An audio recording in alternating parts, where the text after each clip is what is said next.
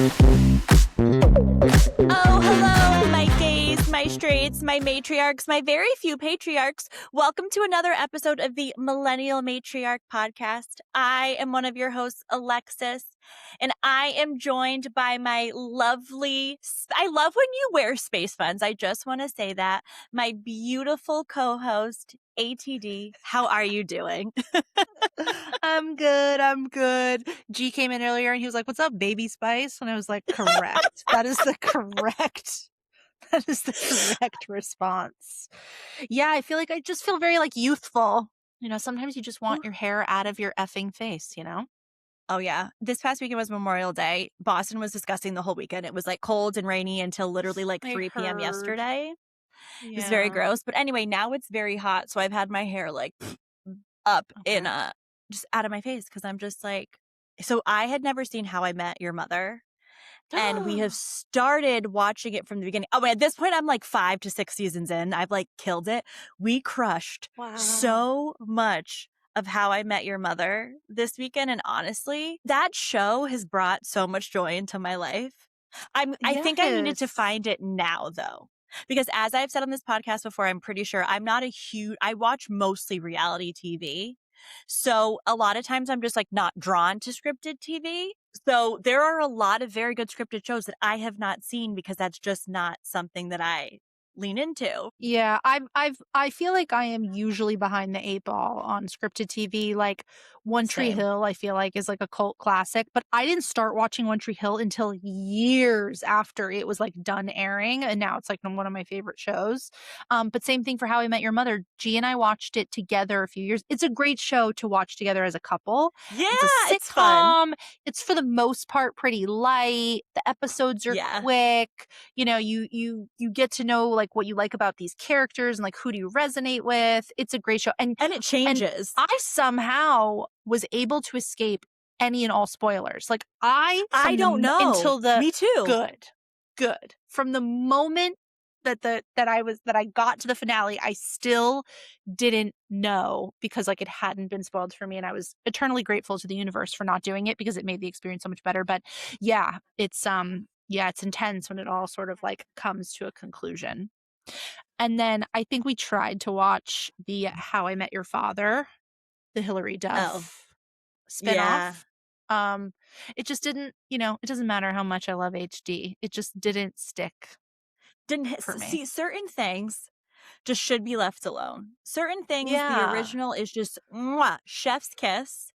Just leave it. I mean, to be real, I mean, I'm only like 5 or 6 seasons in, but any kind of like spinoff from this was going to be hard to match.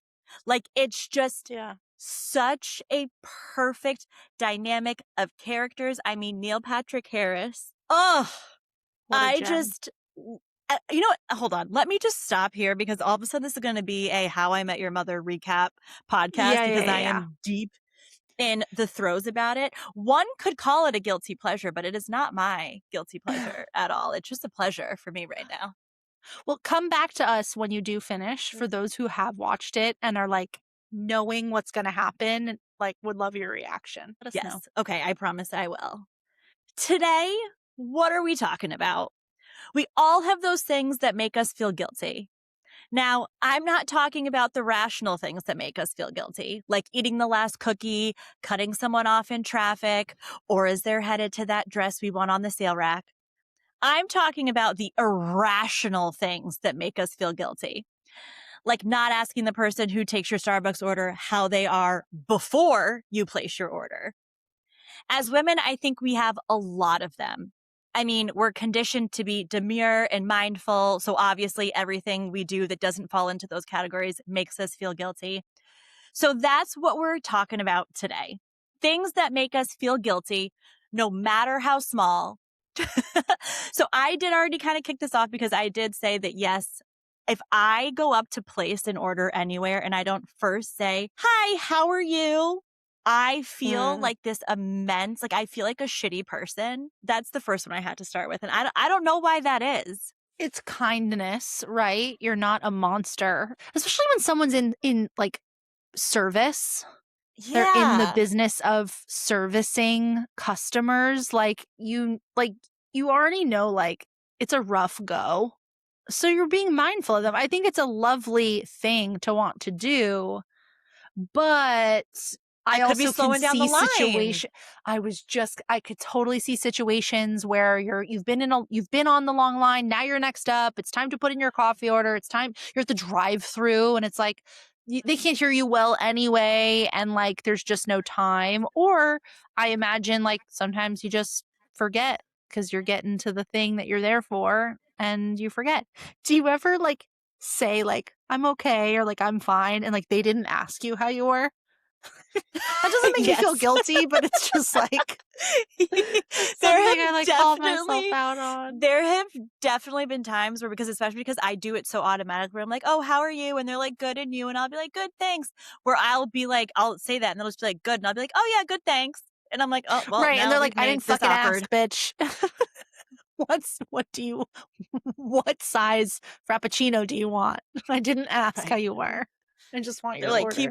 Yeah. keep it. Then I also get pissed when people give me too much detail. I'm like, I just want it to be a quick, clean, good, how are you? Blah, blah, blah. Yeah. You don't need to tell me about everything that went wrong during the day. But anyway, we could spend 45 minutes on me talking about this particular segment. So let me hear one of yours. It's kind of, I think, related in the whole like customer service interaction component. I don't even need to ask if you've done this, but because I know it happens to everyone. When you go to the movies and you go to like the concession stand and you get your peanut M&Ms or whatever, and they say enjoy your show, and you go, you too. At the airport, all the time.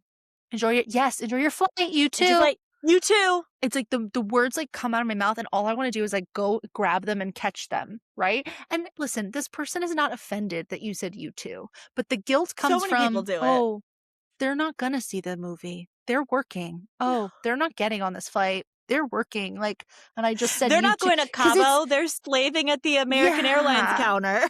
like it's the intention is good, but it is kind of thoughtless, or at least that's where my guilt comes from. It's like I feel like it's thoughtless of like, well, I'm not going to see the movie, bitch.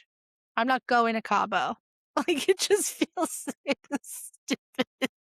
It's so stupid. Ew. And how many times a day do they get that where someone's like, "Oh, you're not going Oh, to the do you movie, do you sorry." say I'm sorry? I just go with it. I'm not like, "Oh, oops." It depends. If I've already started to turn, and walk away, no. But I'll usually look at the person that I'm with and be like, "Oh, idiot." But Like, sometimes I'll not catch myself again. and be like, "I'm sorry. That's you know what? You have a good day. How about that?" This one I also guarantee you've heard of. Telling the nail lady or if you get your hair done, anything like that, that you don't like what they've done or if they've hurt you. Bitch, my finger could be bleeding at the nail salon and they're like, "Are you okay?" And I'm like, uh, I'm fine." I actually made a TikTok rant video on this like a month ago because I went to the nail salon and I was getting a gel mani and a gel pedi. And this is on me. And this is, I think, where the guilt also comes from. So, like, I don't really pay that much attention during my pedicures. I'm usually reading a book, Yeah. listening to a podcast, scrolling on TikTok potentially. Sometimes I even bring my laptop and I work. Like I try not to be like a nuisance, like with moving my feet. Like I Yeah. want to be conscientious of like they're trying to do a job that I've asked for, but like usually I'm not like zeroing in. This time I wanted like a combo of colors. Mhm. And I wasn't paying attention to like the application, but there was a guy like doing my pedicure and he it was a gel pedicure, just as a reminder. So my foot was already under the UV lamp, like getting cured. And then he was painting the other one and was like, "Oh, like, what do you think of the color?" And it was awful. It's not that the color was awful. It was like patchy. Like he had layered the two colors, but I don't know if he had layered them like super thin. It wasn't working, but he had already cured the other foot. So I just like panicked and I was like, yeah, Yep, love it. and then another technician did my hands and they looked great. So it's not to place blame on him. He And did it was the same ask, two but he sort colors of that were mixed. same exact colors. It was just different person, different application. And granted, that's my fault. Like I should have been paying attention to look down, but also it's that place of like, well, he's not done yet. Like I don't want to like say I don't like it or until he puts another layer on or I don't like it. But in this case, it was like the final coat, like before he put the top coat on. And I was like, what is he going to do about it now? It's gel. Like he's going to have to drill it off. No, like that's ridiculous. I'm not going to make him do that. I'd feel terrible. Also, at that point, don't ask. Like you do they do the courtesy. True. You know, I guess I'm just trying to take toe. responsibility for the for my part in it. But 100%, it was like, well, what were you going to do about it anyway? But yeah, and that's just one example of hundreds that I can think of. Agreed. Like I will literally one time someone hurt me like really bad and I yelped. Like she like cut the shit out of my finger. And I was like, and then I was like, oh my God, I'm so sorry. I'm so sorry. I'm so sorry. And she was like, no, I'm sorry. And I was like, why do I feel bad for Yelp? I mean, granted, the Yelp was ridiculous, but it was like came out of nowhere and she was real. And sometimes they're like, well, it really hurt. digging. Yeah. And you're just like, oh my God. And yeah, but like, I feel bad like saying that hurts, or I feel bad saying like, I don't like the color, or what is my whole rant on my TikTok video was like, what's wrong with us? Like, why can't we say anything? We're paying for a service. This is same but different, but not all the time. I also have a really hard time sending like food or drinks back. Oh, I agree. It would have to be egregious. Yeah, the only time I do it is if it's like I like can't drink. Like I actually recently had to send a drink back because I couldn't drink it. I can't do the olive oil martini. I love olive oil. I love martinis. I cannot do an olive oil martini. I didn't know that. What do you mean olive oil I couldn't martini? drink it. So this thing where they're doing like olive oil infused vodka. I'll have to tell you about it offline because I'm going to butcher the explanation right now. But I love olive oil. Like I'm one of those people that like loves to put olive oil. I will use just olive oil as like a salad dressing, like marinades, everything. Like I love olive oil. I can't do the olive oil martini. And especially I think too because like the fat from the olive oil and the oil like kind of like bubbled. It's not even the way it looked. I could not drink it. If you have had an olive oil martini and you liked it, please let me know because it ain't me. And I really wish I did. But yeah, same but different. The common denominator. The common denominator in both of these situations, whether it's nails or drinks or food, is that you are paying for something. It doesn't mean that you're entitled enough to be like, oh, I don't like this, and be like super, super picky. Like, however, you have the right of refusal if something is not sitting right with you. I mean, you're going to pay $18 for a drink that you're either A, not going to touch because you don't like it, or B, muscle through to drink something and then pay for something that you didn't even like that's going to make you like feel gross. Like, absolutely not. Like, logically, that is ridiculous. But when you're in it, because I've been in it, you're like, no, I couldn't possibly. But it's funny, it's like when other people that I'm with are like, oh, I don't know, like I don't like this. I'm like, oh, like send it back. Meanwhile, I would never. I also thought you were going to say the opposite of that. I thought you were going to say, well, you asked for it, so you get what you get and you don't get upset. I do think that has been the way I've thought about it for myself a few times. Like, okay, like sometimes I feel like not liking it isn't enough of a good reason, but it is because you're paying for it. And also, I've worked in restaurants. Like, that's just part of the overhead. Like, they understand that things are going to come back. And they rather have the opportunity, if you're at, a good place, they rather have the opportunity to bring you something you really enjoy and make that a good experience for you so that you come back. Like, it's worth it for them to eat the cost of a martini or a plate of food, or I mean, hey, even like a manicure, like they're not, they're going to pay for it either way, but like it's better for them to, lose a little time and do it again, knowing you appreciate it and come back. And it's true. Like, I do appreciate that.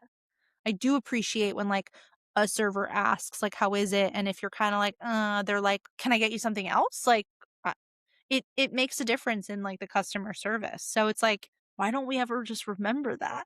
So I'm proud of you for, I was gonna say sending back the olive oil martini. What did you get instead? I think I just got wine. Old Faithful. Actually, speaking of restaurants and bars. My next one is the guilt over not tipping, no matter how unnecessary a tip would have been. Do you tip at coffee shops? It depends. It depends. Robbie Hoffman, who's a comedian, has this like viral clip out. She was on some sort of show where they like do like interviews on a subway, and she had this whole like monologue about how crazy and out of hand tipping has become. And I could not be more aligned with her on her process, which is like, if I have to walk up to you, order something, and then come back to the counter and pick it up and bring it back to my table to eat, and then I have to clean up the tray that I ate off of, I'm not tipping. I'm not.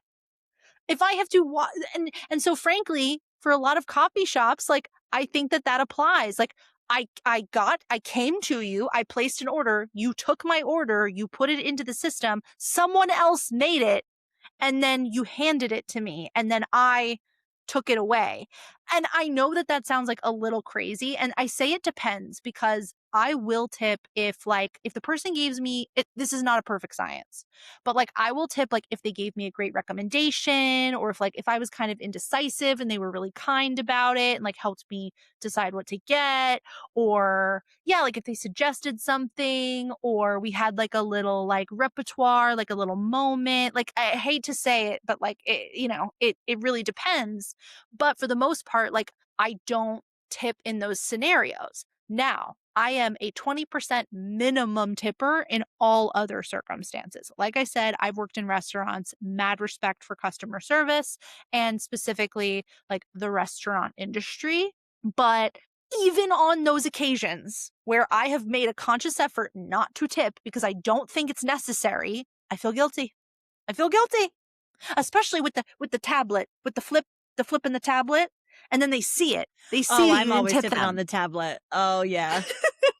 So not to put a hole in this theory, but did it ever occur to you that maybe the tip jar's in the front, but then they split it with the people in the back also making the drink? Oh, of course. It's more so, yeah, I guess I said like if the person in the back's making the drink, but the person in the back is being paid to make the drink. The person in the front is being paid to take the order. What did they do for above and beyond service? That's what they're being paid for. Okay.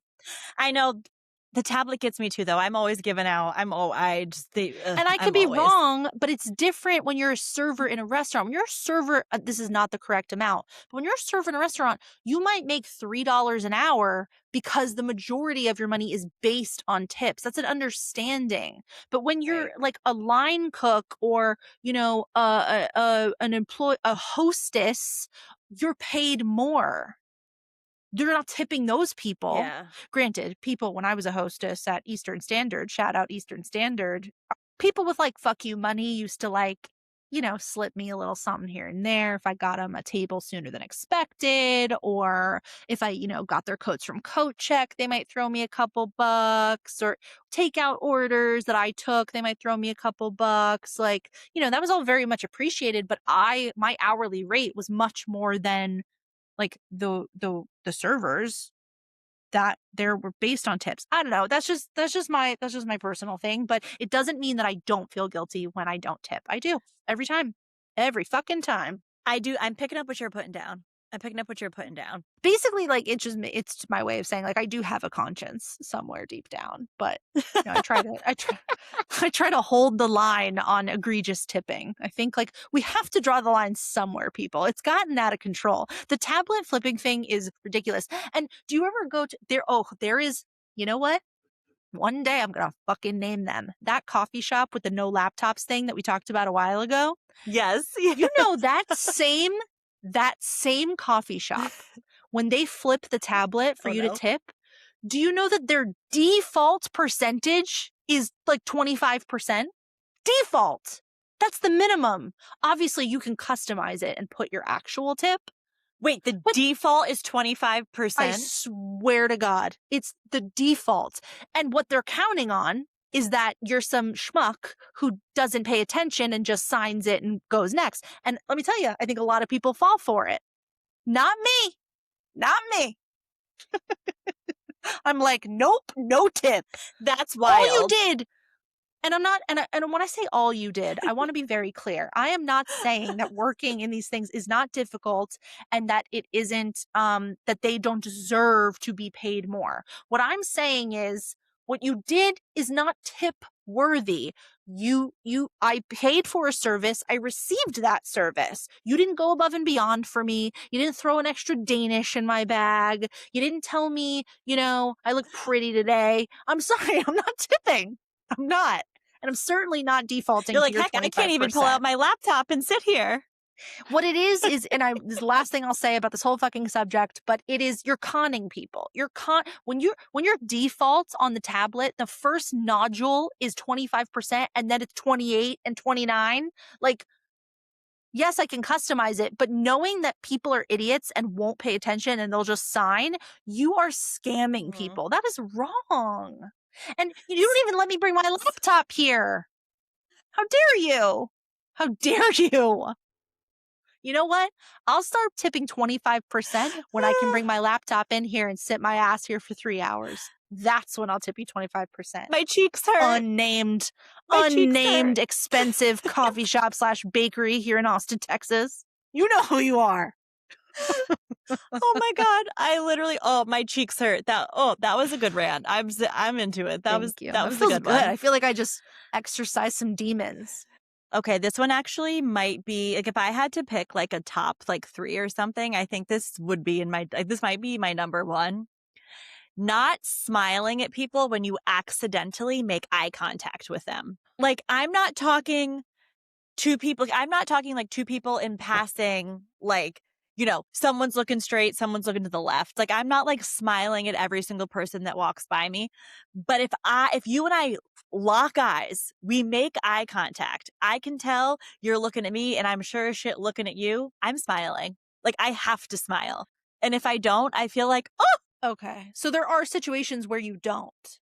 And you're like, oh, that was rude. Yeah. Well, or actually, oh my God, this is so awkward. I also get really uncomfortable when I make eye contact with somebody and I smile at them and they don't smile at me. I know what you mean. I just don't abide by it.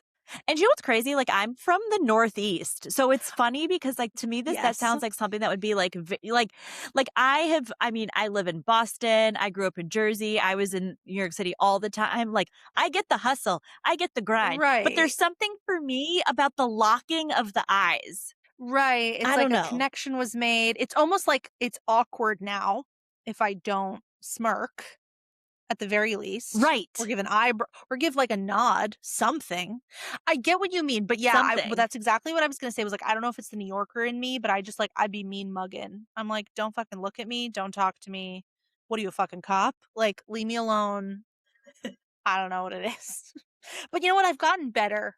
I think for those who did not grow up in the Northeast like Alexis and I did, it's not like because people are like rude or mean. It's just, I don't know. It's just a cultural thing. Like, you're not like waving to people that you pass by on the street, or waving to neighbors as you're driving down the road. I lived in apartments for the majority of my life, and I didn't know the majority of my neighbors. Like, there just isn't kind of like neighborly repertoire that happens in like the Midwest and elsewhere in the US. But it's funny, when we moved to Michigan during COVID, we would go for like, hikes or whatever. Like, it was the only thing we could do, like, to get outside. And every once in a while you would cross paths with someone on the trail. And I remember like G, would always be like, hey, how are you? I was like, you're so fucking weird. Like, don't talk to them. But they would do it too. And you know what? I kind of learned, I adopted it, because now I'll be driving down my street. I see a neighbor. I never met this neighbor in my life, but I wave. I say, hi, how you doing? There's just this like, the neighborhood car wave. I can't. That is too much. I can't. I did it at home when I was in Connecticut a few weeks ago. And I think I was in the car with my sister. And again, like and I haven't lived there for years. I don't know who any of the neighbors are anymore. And someone was out, like, pulling their trash can, and it was like 9 a.m, and we were like leaving. And I was like, And I waved, and my sister was like, "What the fuck are you doing?" Was she like, what And the fuck are you doing? well, and not to mention the neighbor, like, just like mean mugged, like, did not wave back, did not smile. Like, that person does not have the guilt that you feel when when you don't smile at them. He could give a fuck about me. And she was like, that was hilarious and weird. And I don't know why you did that. And she was like, who are you? And I was like, I don't know. I'm changed. I'm a different woman. She's But like, I come didn't used back to be from the that way. south, come back. Maybe that one was a little stupid, but yeah, it is something that like No, it's that not. that is a big one. I for know me. what you mean. I just don't like abide by it. But there have definitely been moments. You know what? There's been moments where like I will make eye contact with someone, and like I feel like if I don't smile, they're gonna like kill me. Maybe that's like a female Am I that thing. person? Am I the person that's But like, like I don't know if I like. Sometimes I smile smile. as a way to be like, I'm nice. Don't be mean to me. Like, I'm nice. Please don't like attack me. It's mostly like men at night on the streets. Oh yeah. You know? Oh, I'm definitely not smiling at those fucking fuckers. They gotta know not to mess with me. I like to give off "don't fuck with me" at night energy. No, you're on the right side of history with this one. But to plus up the smiling, the only excuse in my book is if you're not smiling at me if we make eye contact is if I'm out with my dog, you must smile at him. Oh, I notice when people pass Cookie and I on the street, if you don't look down and smile at my fucking dog, you're the serial killer. He's cute. He is a cute dog. I smile at I think I smile at every dog I walk by on the street. Yeah, it's one thing when like you're just walking by your lonesome. It's another thing when you're walking with your cute ass dog and someone like doesn't even acknowledge it and you're like, what a psychopath. Extra points to the people who tell me how cute he is. You're on my, I'm not putting any kind of pins in your voodoo dolls. Don't worry. If we're like standing on a line, let's say at a coffee shop, not tipping, not smiling at each other, but like there's like someone online and they want a dog, and that happens a lot here in Austin. It's a very dog centric city, and there's a lot of like outdoor coffee shops. So they're allowed indoors, but I digress. I like make a conscious effort. Like this happened. God, do I have a story for everything? Am I so annoying? I am, but I'm going to tell it anyway. I was at a coffee shop recently and that happened. Like it was actually, I could feel like a little nose like poking at my calf. So I turned around and there was this sweet little chunky corgi. And I was like, and I could tell like the owner sort of like pulled the leash, like meaning like, don't bother this lady. And I was like, oh no, like I'm a dog person. Don't worry about it. And then it was like the energy shifted and the dog like knew it was okay and then like jumped like on me and was like da-da-da. It was the cutest thing, and there was like a little dog, it wasn't like a pain in the ass, but even if it was a big dog I wouldn't have cared. But it was like his body language changed when he realized like when I said I was a dog person, and then like the dog was like woohoo and then like jumped up on me. Yeah.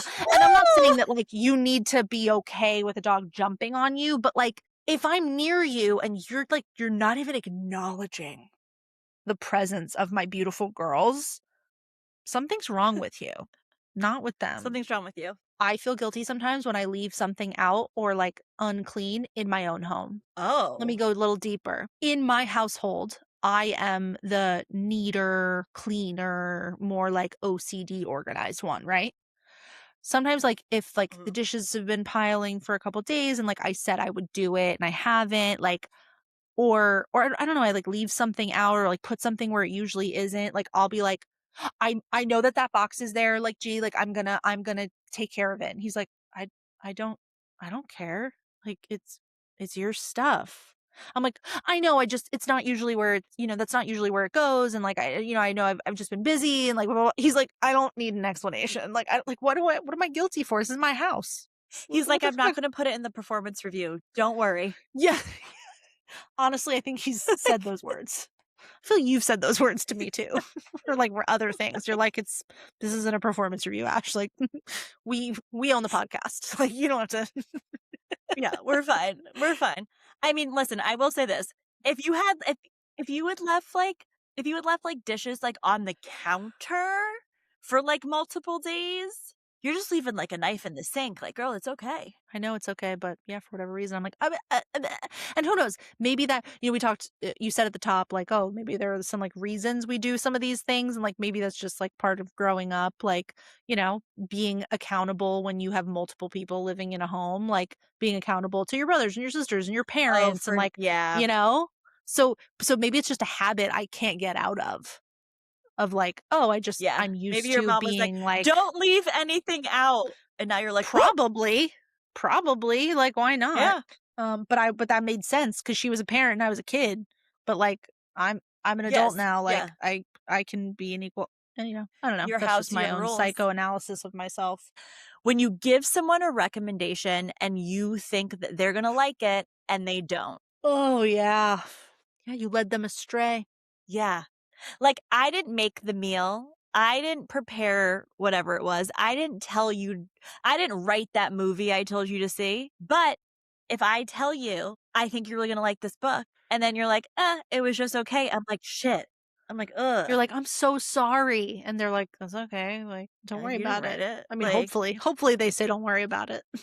with restaurants specifically, I make a conscious effort not to overhype places I really like.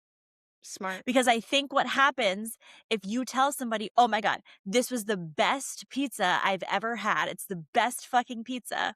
They're going to go in with that idea that it's like the best fucking pizza. And like, what if it's really good pizza, but like in their mind, they've hyped it up to be like so much better. Yeah, I'm a serial overhyper. I try really hard. Yeah, I try really hard not. It's hard for me because I'm like, in general, like when I'm excited about something, I'm excited about it. I feel too bad. I feel like it's like my fault. I was in the kitchen. I fucked up the meal. It wasn't the best thing you've ever made. Your palate's better than mine. Right. Right. Right. You're like my shitty little amateur palate. These things, books, restaurants, these are things that like matter immensely to you as an individual and like your Oh, experiences with that's those true. things. Yeah. So you I take it give a personally. shit. You give a shit if like you recommended something because you loved it and you think they will too. Cause you're like, how could they not? And then they're like, meh, decide. And you're like, what? So I have like two like shopping related ones. So my first is that when a shelf is fully stocked and I take an item, it's even worse if they are actively like stocking the shelves and then I like reach over and grab the thing. It messes with like their symmetry. It makes me feel bad because I'm like, oh, now they gotta like realign everything. Oh, like they had the perfect amount of inventory. Now they got to go get more. Like it makes me feel bad. And I know it's ridiculous because it's like, well, I'm here to purchase said products. What's the problem? But yeah, it like makes me feel it's worse when they're standing there. But either way, I feel bad. I'm like, oh, I fucked with the inventory. Is it only wait, I need to ask a clarifying question. Is it only when the stock madame or monsieur is stocking, or No, I is it feel like bad even you when they're come not there. and it's fully so let me tell you, everything that you've brought up, even if it wasn't on my list, I'm like, oh, I can see that. This one I can't see. Yeah. This one Oh, I'm okay. like, Good. this one I'm like, okay, all right, well, Yeah. So you don't even think I about guess it. how You don't even dare think you? about it. Never, You're just never. out there taking the last bag of baby spinach, taking the first bag of baby spinach, messing with the symmetry of the shelf. If I take the last bag of the baby spinach, I helped them because now it's empty and there's nothing else on it. Yeah, you're welcome. I bought it. So my second thing that has to do with like shopping is when I need help at self-checkout. Like I feel awful Oh, that's when the the fucking light. worst. Like yeah, there's a little of it is Wow, embarrassing, that right? light. Like what did I like what did I do to make this happen? So like I feel guilty about that. And I feel guilty that like they had to go over from their little security posting station and come on over to me because I accidentally rang up an energy drink twice. True story, happened to me yesterday. Happened twice to me yesterday. I was at Target. I double rang 2 items and they had to come back twice. Same trip. And Oh so no. this is what happens. They come, and this happens, more often than you would think. maybe not necessarily a double ring up, but like something happens, like fucking Target. Now they got this thing where they're like, you qualify for a $5 gift card. Grab one of the thingies and Oh, scan it. yeah. And then you scan it and they make someone come over. And I'm like, this is self checkout. Like, I don't want this. And somehow I feel guilty that they have to come over and do the job that they are literally paid to do. Like, yes, it's self checkout, but they staff a person to do this exact thing, which is to help idiots like me get through the process. But yeah, it like makes me feel bad. I'm like, I always say something self-deprecating. I always say something like, oh, I'm sorry. Like, I'm such a fucking idiot. And if they're nice, they'll I say it's actually have a funny okay. story about this. This happened recently. I was at CVS and there's a CVS by me that I swear they just have that self-checkout. You can like barely find the people that work there. Like the pharmacy people always there, but the people that are supposed to be like on the floor or hovering or they're like Yeah. never No around. one's hovering. And this guy scans cough syrup. And as you know, they need to take your blood type before you're allowed to buy like, cold medicine and stuff like that.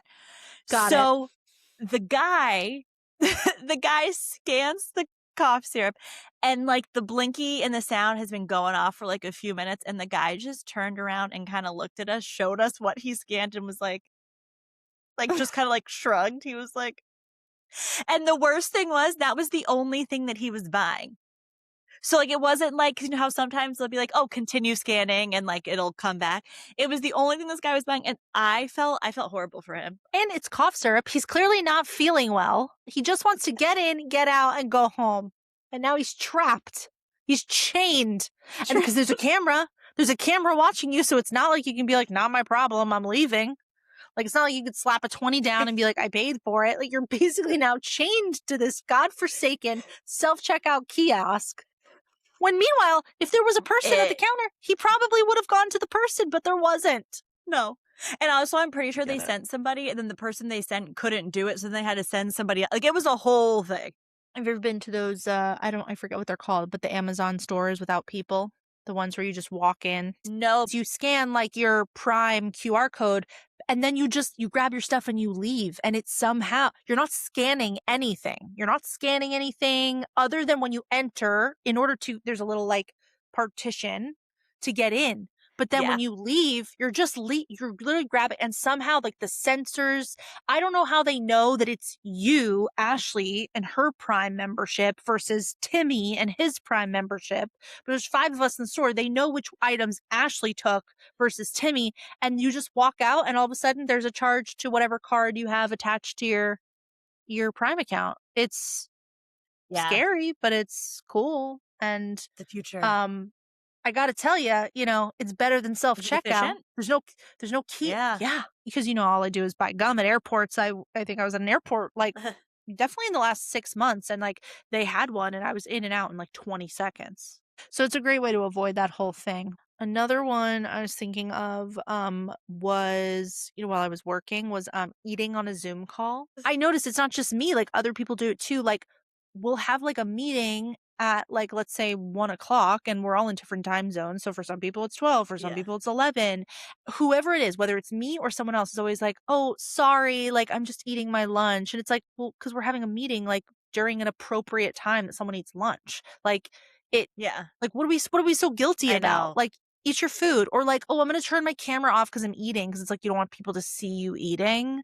And like it's like, it feels like it's rude. But it does. I feel like I have to apologize. I have to explain. If I'm off camera, I feel like I have to say it's because I'm eating. Or if I'm just eating on camera, I have to be like, I'm sorry. Yeah, eating on the camera is awkward. Yeah, it feels like a little invasive, but then like it also feels like instead of like sitting and paying attention, I'm eating, when in actuality, I am paying full attention. I'm just eating while I'm doing it. It's no different than me multitasking and typing or taking a sip of water. Like, why do we feel so guilty about it?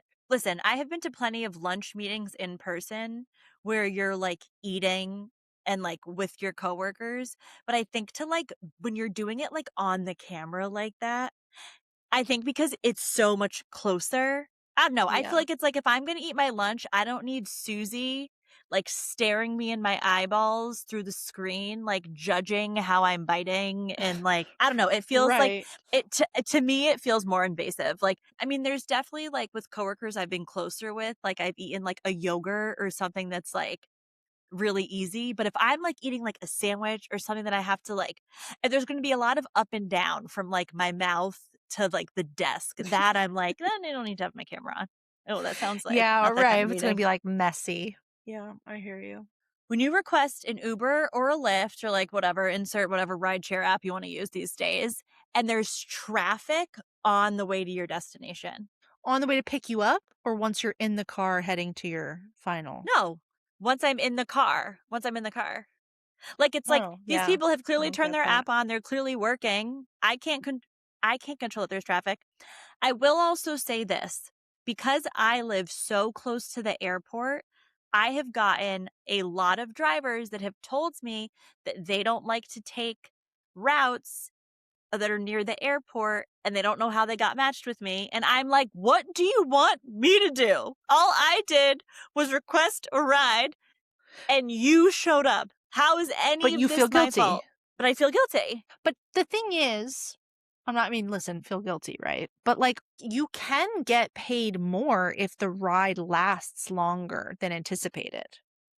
Like, you will be Yeah, I don't compensated yeah. accordingly. Like, granted, your turnover won't be as good. You won't have as many rides, like one after the other, if like you're doing a really long ride with a lot of traffic.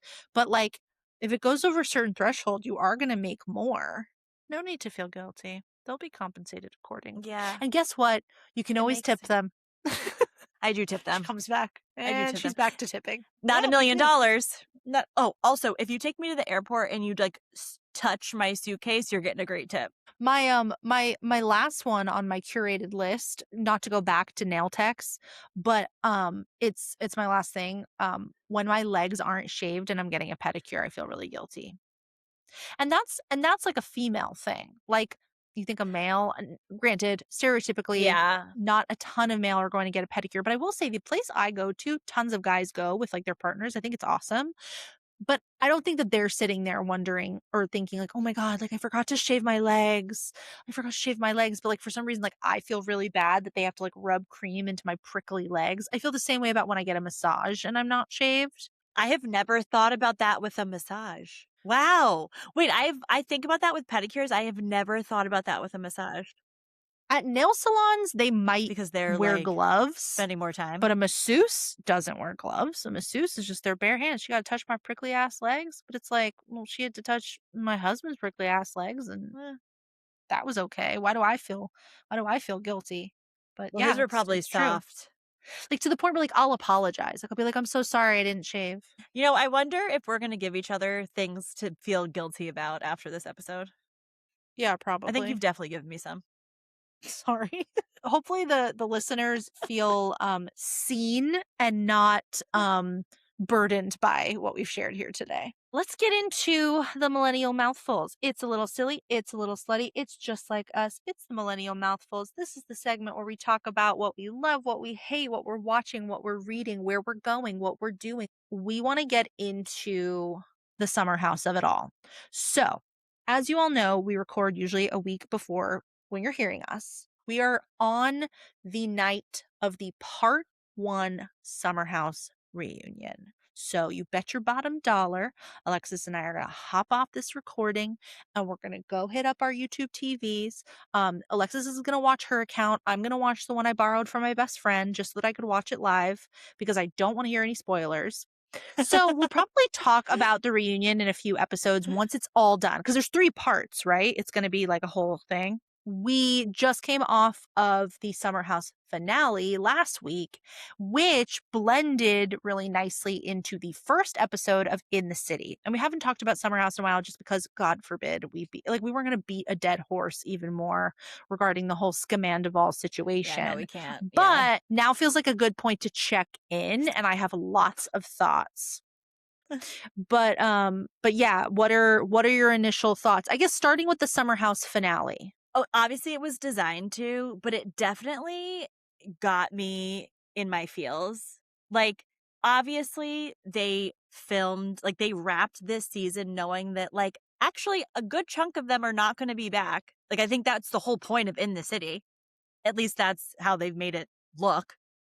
So like it Yeah, felt is that what that was very about? final. Like, That's kind of the impression that I got watching it, knowing what has played out after. It's like, oh my God, you look at it so differently. But like you have to think about it at the point when it was filmed. yeah, you have to And live like in it. you definitely can see that they're like closing a chapter. So, but I also was like, it was just really sad to watch Kyle and Amanda go out on that note.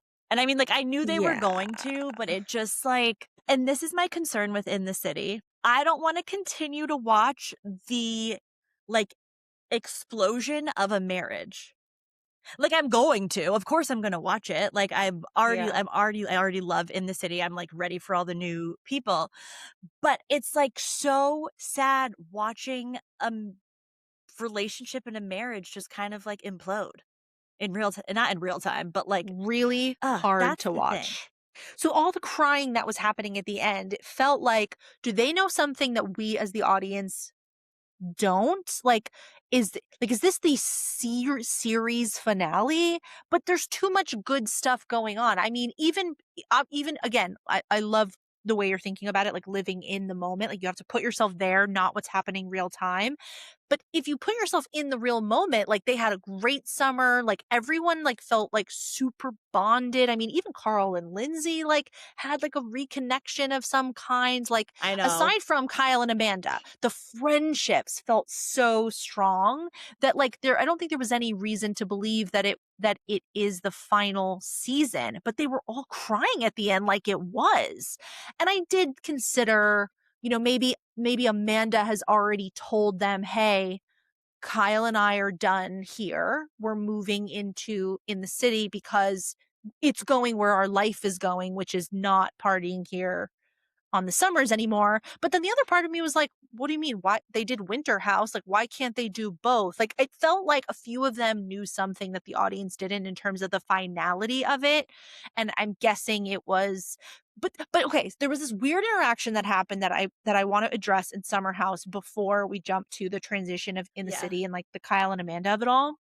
So there's a point where they're all in the entryway saying their goodbyes, and West kind of comes out from off Yeah. camera and he hugs Amanda and he whispers something in her ear. You can't hear what it is. People have tried to lip read on the TikTok. They try. No one knows what he said. It's inaudible. You can't catch it. You can't hear what he says. But he whispers something, and then he Yeah. hugs her like to say goodbye. And then Sierra kind of comes out and she also like looks, and they both look very upset. They don't look upset at each other, but they look very upset. Yes. And then they all have this like very teary goodbye. Lindsay's not crying, but Lindsay's kind of in the mix, says her goodbyes. And then it's sort of like Sierra and Amanda have that moment and they're crying. That felt weird. Like it didn't feel like anyone was mad at each other. Like it wasn't like say it said, I don't think that Sierra, like, well, people are saying like, did Wes say something to Sierra off camera and then did he whisper it into Amanda's ear? And now are they all sort of like upset about what they collectively know? Like, and I'm thinking something completely like unrelated. Like, I don't Yeah. know. It just felt like the three of them specifically, Sierra, West, and Amanda, like were really We're sad like about something very deeper. upset. I also Yeah. thought, did she tell them off Yeah. camera, I'm making moves to leave him. It's official. Like it's going to start with this week. I'm going to stay at a hotel, but like I'm making moves. And do you think they were all like sad for her? It didn't sit right with me. Like something was weird. They were so upset compared to everyone else was like sad to leave, but they weren't like Yeah. distraught. Like them three were like distraught. I'm They like, weren't like, you all yeah. live in New York. You're going to see each other tomorrow. So it wasn't about leaving each other. It wasn't about, oh no, summer's over. I'm so sad. Like, yes, be sad, but it was a level something. So I wonder if that's going to be covered in the reunion because it just felt like the goodbye, that the tears felt misplaced. Something wasn't right. Sorry, that was such a long tangent. I had the same thought. Like there definitely was some kind of like finality to it where it very much felt like a chapter was closing. And I think it's because like the cast has not been confirmed for, next season, but it really is giving that at least Amanda, Kyle, and Lindsay are not coming back. And from that reason alone, I could see, and again, this is before knowing what we know now, I could see Sierra being really upset, like, oh, I'm not going to have you in this house anymore. I actually get why Kyle was really upset, because I'm like, oh, Kyle just had like a rough fucking weekend with his wife. Like, this whole summer has been so hard for him. He's fighting with his wife. He's fighting with everybody in this house. He's fighting with Carl. Like, and then like to end the summer on such like a good weekend for the friends, but such a bad weekend for your wife, with you and your wife, is like, Yeah. I get why he was really upset. But yeah, I know. I feel like there was something that like we just didn't know. And I do too. I get why he was upset in the moment, but I really okay, so there's nothing that like there's a lot of things I hate, but there's nothing I hate quite like when someone is in the right, like I feel like Amanda was, only for them to do something that makes them indefensible, like she's done. Up until Scamandival, I really, really have been on her side. I think I've mentioned this before. I don't agree with the way that the lack of self-respect she's had. I think that she could be stronger. She could be more direct. But I also don't want to like blame her for like communicating with her partner off camera and him not responding. Like, he is an absolute man child. To be 43 years old and to still be like boo-hooing about, oh, there's just something so like self-indulgent about a 43-year-old man being like, oh, the weekend just like didn't go the way I'd hoped, and like I just like this, I live for the summers. It's like, this is literally your 13th summer doing a share house. Like, the party's over. Like, this is life. Like, so what? You had a shitty weekend. Like, this is adulthood. It's not like when you're a kid and you go to summer camp and school's out for the summer and everything's glorious. Like, that's not what adulthood is. That's not what real life is. That's not what real relationships are. That's not what real marriage is. Like, bad things happen regardless of what time of year or what day of the week. Like, he just makes me want to punch him in the face the way that he acts. Even when they're like arguing, that's his like the basis. He always says the same things. He always says like, oh, I wasn't myself this weekend, or like, I really got in like my head. I thought this weekend would go differently. He says those 3 lines all the time, and it's like an excuse for his bad behavior. However, what I hate for Amanda is that because of what she has done now, she's become indefensible. And now everyone is looking back and being like, oh, maybe she was like manipulative and sadistic. And maybe like there's a whole Gone Girl situation happening where she's actually plotting against him to make him look guilty. And it's like, no, like 2 things can be true at once. She can have been the I think maimed party in this marriage, and Kyle can be a shitty husband, and then she could have also done a shitty thing later. Like, 2 can be true, but it's driving me nuts as like such a super fan that like it's going to become all about like what Amanda and Wes did and not about what Kyle did to break their marriage. And then it blends into the In the City episode where they're coming out of therapy and she's like, point blank, why can't you not go out until 2 a.m? Like, why can't you, when your DJ set is over, come home? Why can't you say no thank you to a fan buying you a drink? Like, what is wrong with you? And he doesn't answer the question. And I wish I could be a fly on the wall of what was their therapy sessions, because if I was I mean, I'm not a therapist and this is probably why, but I'm wondering, why is this third party not turning to Kyle and saying, Kyle, answer the question. Answer the question. She's been asking you for years to do this, and you constantly placate her and tell her you're going to change, and then you don't. Why? I need to know right now why. Like, it drives, and guess what? Now we'll never get the fucking answer. We will never get the answer because she couldn't take it anymore. They dissolved their marriage, and now this whole West Mandival thing has happened, and that's what we're going to focus on for the next 3 years, and we're never going to understand why Kyle couldn't get his shit together. I rest my case. Yeah, you're not wrong. And like, I have to say, like, as somebody who can get caught up in the fun, I get it. Like, I can be out with my friends and like all of a sudden I'm like, oh shit, it's like late. I gotta go home. But it's like, I realize at a certain point, like, I can't do that anymore. Like, Right. I'm not in that phase of my life anymore. I don't think he wants to not be in that phase of his life. I think that, like, And if that's the answer, fine. he But say it. Stop pretending that you Mhm. want to be a dad. Stop pretending that you want, this marriage. You don't want marriage because that's not what marriage is. I don't think he doesn't want those things. I think he wants it all on his terms. Fair. Touche. Or maybe he keeps thinking, next year I'll grow up. Next year I'll grow up. Next year I'll grow up. And Yeah. then all of a sudden you're what, 43? And I mean, yeah, I Yeah. think, Well, the difference is between yeah. between your example of yourself is that you've realized this in your early 30s, not your early 40s. You didn't wait until you were already 10 years into a marriage to, well, they haven't been married for 10 years, but you know what I mean? Like 10 years into a relationship. Like that's the difference is like he is quintessential Peter Pan syndrome. I mean, I also think he likes to get his ego stroked and there's yeah, there's so many things at play, but I would also say, and I look at this two ways. He is the person that he was like when he first started the show. Like, he's like the same. He hasn't changed. However, as you grow up, you do expect certain behavior to kind of leave you or leave like your partner, the person that you're with. And when that doesn't happen, it's like, well, now we're on two different pages. I may have been Right. okay with that then, but like, I'm not okay with that now. And yeah, no offense. Like, actually, this is not a no offense situation at all. You are not about to be out in the clubs until like 2, 4 in the morning, and I'm home with like a newborn. Absolutely freaking out. That would drive me insane. Oh, the way I would Yep. want to claw somebody's eyes out. Absolutely not.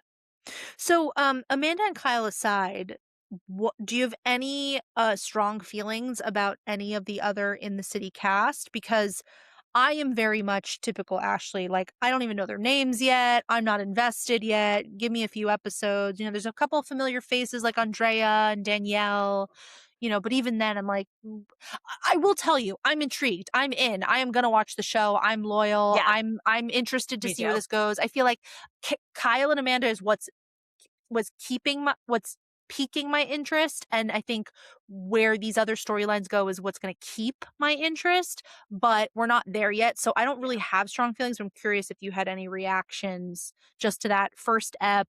I am definitely interested to see this whole new dynamic. I'm actually interested to see what's going on with Lindsay and Danielle, because obviously when Danielle left Yeah. Summer House, like, they weren't on the greatest of terms. But then it seemed like when Lindsay and Carl called off their wedding, it kind of seemed like Danielle came back into the picture. But now it's like Danielle's out again. So I'm definitely curious to see how that kind of has, I guess, what has transpired, not how it's evolved. Yeah. But then, very, very curious. Hold on, I'm looking up the name right now. Kevin is a self-made real estate investor and venture capitalist. Whatever the Basically, fuck his that means. girlfriend Whitney, who is a former model and social media influencer, he has her move across the country because she was initially from the West Coast, and like, they're not Yes. engaged or anything. Something about Is him it really Kevin or gives me Kenny? like player Kenny. Sorry, why did I say Kevin? Kenny. It's Kenny. I'm Oh, sorry. he looks like a Kevin. Something about his energy I'm very curious with. I'm also curious about Danielle, and I know his name is spelled Eoin, and I forget how you pronounce it, because Yeah, I don't she know. is currently in real time pregnant with his baby, and like, he's separated or working on getting a divorce. Like, I'm Mhm. interested to see how some of these other dynamics play out. I'm really excited to have Andrea back on our screens because he's so Oh, fucking hot. so Um, and and hot and like the trifecta, kind, smart, doting, and fully married. Yeah. I don't typically comment on or lately in my elder years, I don't typically comment on the way people look, but the Eon guy that Danielle's with, like he How is do you say? not I don't even know if that's cute. how you say his name. I feel like his name has a. No, I'm literally making I it feel like up. his name has For a the weird listeners, pronunciation. it's spelled Oh, okay. Eoin. But I don't know. I'm just saying Eon because I don't know how else to pronounce it, but he is not cute. Like there is a mismatch there. I feel like it was like Ian or something. It's like, Oh, right. It's like something so normal. But say what you want about Danielle, but like she's yeah. objectively like a beautiful woman. And like first impression, he doesn't seem like that cool of a guy. So it's like, so you look like that and you're not like that interesting. I don't know. It just, I don't know. I think I'm gonna not like him. And so I'm already like putting a wall up. I'm like, and you ugly. Like I already feel like I'm not gonna like him. But And you yeah, ugly. Danielle and Lindsay are constantly on again, off again. It's and honestly, not to spoil it, but like, so, but I'm gonna spoil it. They're already on again because I just saw a picture of Lindsay like holding Danielle's pregnant belly, smiling. So they've probably already made up, broken up, and made up their friendship before we've even seen it real 4 more time. times. They're just a hot mess. And I don't know if I've said this. I think I have. Lindsay, I think, is like not like a really good person. Do I love to watch her on TV? I do. Do I think she creates storylines and like is good at her job and is smoking hot? Yes. But I don't think she's like a very good person. Very I selfish. don't know. I think that but I also think she's very loyal. Like, I think she like rides hard in the paint for you when she's like in your corner. I don't think so. She I'm a wasn't Lindsay loyal to fan, Danielle. so. Well, but Danielle also said some shitty things about, her relationship. Like, She didn't say it's. anything that okay, you and I are not going to get into an argument about this, but she didn't say anything that a true friend. Her approach might not have been great, but her subject matter was. And guess what? She was fucking right. They moved way too quickly. They shouldn't have been together. Oh, I'm not saying I disagree with her. I'm just saying I think this is what happens, though, when you have a real friendship and then it's also things are playing out on camera. Because for some of the things for Danielle to have said on camera, maybe before she said them to, like, Lindsay, I would have been pissed too. Like, say it to my fucking face if you're going to bring it up on camera. Like, if we're really friends. Like, Yes, and see, I can this is accept why I'm that. not on a reality TV show. Right. And that's why we wouldn't make good TV. Like, I'm like, because I'd be like, listen, like, I say it to my face before you can act all big and bad in a confessional room with a producer and a cameraman. But I also, not to go backwards, I also have to say this on the other foot. I was also like Sierra walking around telling Kyle and Amanda that they should separate. I'm like, ooh, also not. Ooh, I agree. Ooh. I agree. Ooh. That was kind of shady. Maybe say that to your friend, but like, I'm telling you, if any one of my friends walked up to my husband and had said, I think you two should separate, you better fucking not. This is another example of, and maybe Andy Cohen will carve out time during the 3-part reunion to get into some other things, because this is another example of something that is going to be shadowed by Wes Mandival. Is we're not going to be able to get into the things that we would have gotten into about this Summer House season because this is eclipsing that. But that is one of the things where I thought, ooh, that's something that like, I bet there's a confessional of Amanda being like, it's pretty fucked up that like, I thought I was speaking in confidence to my friend. And then she went to my husband and like told him that like, she brought this up to me and that I considered it. Like that actually is, I definitely think that was weird. And I didn't know, like, is Sierra like doing this like for a storyline? Is she doing this because she thinks that she's equally friends with Kyle like she is with Amanda? If that could have gone very badly, I think. You don't do that. There's a difference between being honest with your friend and then like approaching enemy lines. Do you give a lot of passes of things that, like, obviously in like my life, I'd be like, that doesn't fly, because it's like, yes, they are on a TV show. They are expected to comment. They also all fucking live together. So like, when Kyle and Amanda have issues, it is like the whole house's problem. But I do think that because this is their actual lives still, there are certain lines that maybe you just want to stay away from. Exactly. Any final Yeah. thoughts? I've got some concerns over this woman that left for San Diego for a few days and her husband didn't even notice she was gone. I have Yes! concerns. Yvonne. I have concerns for Whitney, who moved across the country for Kenny, and he's like, we're taking it one day at a time. I'm like, one day at a time? She moved across the country. Like, she fucking uprooted her whole life. I think that we are seeing front and center a generation of men that are stuck in like their early 20s fuck boyhood. Like, you are 40 some years old, and I'm not saying, I guess I hate to lead with age, because people can live all sorts of colorful and diverse lives. You don't have to abide by a booklet just because you're a certain age. However, when you are communicating to a partner, to a friend, that you're going to be a certain way or commit to certain things, and you're one way to them and then you're another way in action, it drives me nuts. And I feel like, oh my God, Kyle is just like surrounded by these types of people. Like, I wish Andrea would rub off a little bit on some of these guys. I wish they had some better influences, but I don't know. Episode 1 in the city, I'm not too confident. I'm not too optimistic. They're all, they're all going to end up alone, living on a fucking commune together, fucking each other. That's what's going to happen to all these men, because all these women are going to smarten up and leave their asses. But, only time will tell. Only time will tell. And on that note, if you want more of our daily chaos, hot takes, and semi-responsible wisdom, follow us on social. The Millennial Matriarch Pod is at the Millennial Matriarch Pod on Instagram. Ashlie is at Millennial Mind of Ash. Alexis, am at the _millennial_matriarch. We're on TikTok and Instagram serving questionable decisions, comforting truths, and the occasional, wait, am I the drama moments? Spoiler alert, yes, always yes. For more episodes of the Millennial Matriarch, you can find us on Spotify, Apple Podcasts, and YouTube. Please rate, review, subscribe. Until next time, drink some water, trust your gut, and remember, you're the matriarch of your own fucking castle. Act like it. Love you, mean it. Bye.